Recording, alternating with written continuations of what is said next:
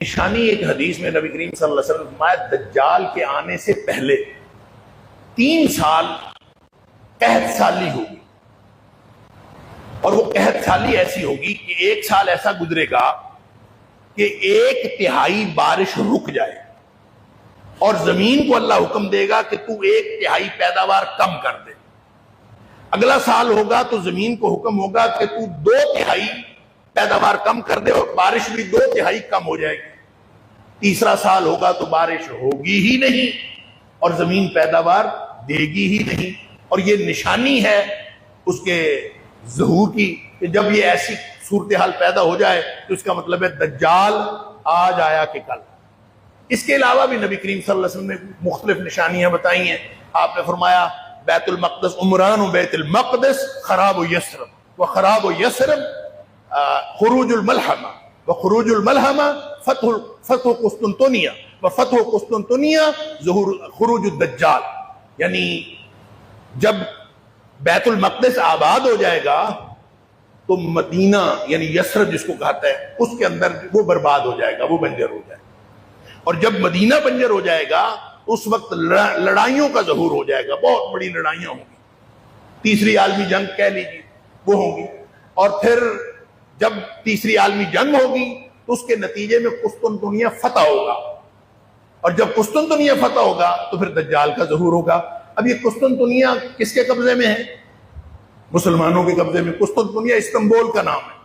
Istanbul کس کے قبضے میں ہے؟ مسلمانوں کے قبضے میں ہے۔ اس کا مطلب یہ ہے کہ یہ ایک دفعہ عیسائیوں کے قبضے میں جائے گا، پھر اس کو مسلمان فتح کریں گے۔ اور جو امام مہدی کی بات کر رہے تھے حضرت خلیل الرحمان جاوید صاحب، تو مہدی کے بارے میں جو نبی کریم صلی اللہ علیہ وسلم نے بتایا ہے کہ دجال سے چونکہ اس نے پہلے آنا ہے، تو اس میں بھی بڑی یعنی الارمنگ قسم کی باتیں ہیں۔ مثلا یہ کہ مہدی کا جو ظہور ہونا ہے وہ پتہ ہے کہاں ہونا ہے؟ وہ ہونا ہے مکہ مکرمہ میں حرم کے اندر، اور اس میں بھی حدیث کے اندر بڑی لمبی حدیث ہے کہ ساری دنیا کے علماء اکٹھے ہوں گے، اور وہ علماء اکٹھے ہوں گے مکے کے اندر۔ قیادت کا فقدان ہوگا، اور لوگ علماء سوچ رہے ہوں گے کہ امت کی قیادت کون کرے۔ تو امت کی قیادت کا فقدان تو ہم کتنے عرصے سے دیکھ رہے ہیں۔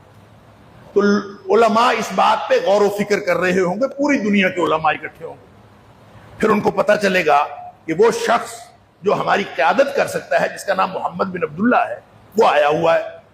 وہ اس کو ڈھونڈنے نکلیں گے، اس کو پتہ چلے گا وہ مکہ سے مدینہ چلے جائے گا، یہ اس کے پیچھے مدینہ جائیں گے، وہ مدینہ سے مکہ آ جائے گا، یہ پھر اس کے پیچھے واپس آئیں گے تو اس کو پا لیں گے کہ وہ ملتزم کے اوپر چمٹا ہوا دعائیں کر رہا ہوں، وہاں اس کو پا لیں گے، وہ وہیں بیٹھ جائے گا، اس کو کہیں گے ہم نے تمہاری بیعت کرنی۔ وہ عام آدمی ہوگا، اس کے اندر کوئی خصوصیت نہیں ہوگی اس سے پہلے۔ جب وہ اس کو کہیں گے ہم نے بیعت کرنی ہے تو نبی کریم صلی اللہ علیہ وسلم نے فرمایا وہ پھر مانے گا نا، جب کہ ٹھیک ہے بیعت کر لو، وہ جہاد پر بیعت کرے گا، قتال پر بیعت کرے گا کہ ٹھیک ہے بیعت کرنی ہے تو پھر لڑنا ہے۔ تو یہ کہیں گے ٹھیک ہے ہم لڑتے ہیں، ہم قتال پر بیعت کرتے ہیں۔ تو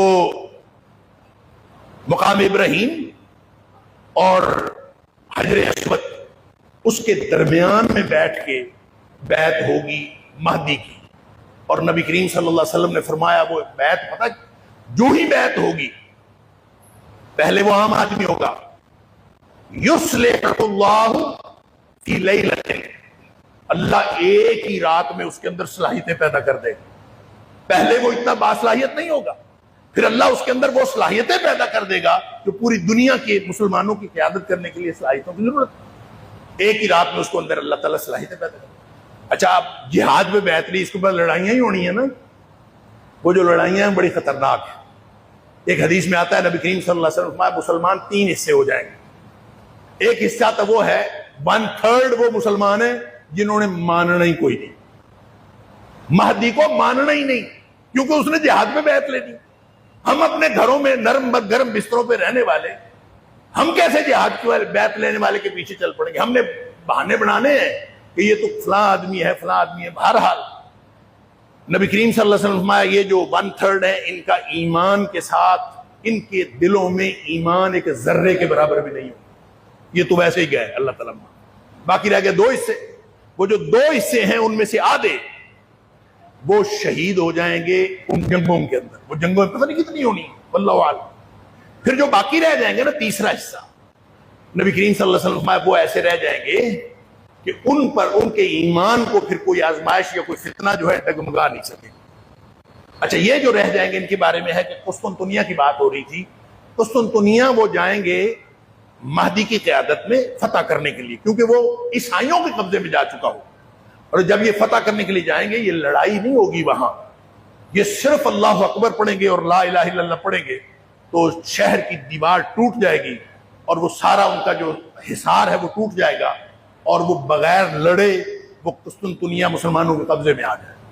ابھی یہ وہاں پہ اپنی فتح کے بعد مال غنیمت اکٹھا کر رہے ہوں گے تو ایک دم آواز آئے گی کہ پیچھے سے دجال کا ظہور ہو گیا. پھر یہ بھاگیں گے پیچھے کو. وہ خبر تو غلط ہوگی لیکن جب یہ چلے جائیں گے پیچھے اپنے گھروں کو تو واقعتاً دجال کا ظہور ہو جائے گا اور اس کے بعد پھر وہ فتنہ شروع ہوگا جس کے بارے میں نبی کریم صلی اللہ علیہ وسلم ڈراتے رہے.